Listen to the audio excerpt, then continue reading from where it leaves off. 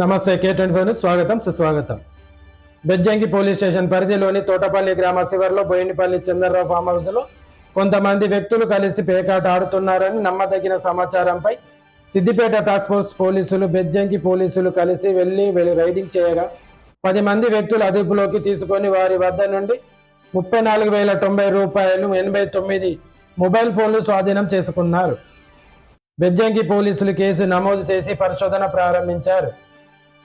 ఈ సందర్భంగా task force అధికారులు మాట్లాడుతూ గ్రామాలలో పట్టణాలలో ఫామ్ హౌజుల్లో ఇళ్లలో పేకాట బహిరంగ ప్రదేశాల్లో జూదం మరి ఇతర చట్ట వ్యతిరేకమైన కార్యక్రమాలు ఎవరైనా నిర్వహిస్తున్నట్టు తెలిస్తే చట్టపరమైన చర్యలు తప్పవన్నారు. చూస్తూనే ఉండండి మరిన్ని అప్డేట్ కోసం K24 న్యూస్.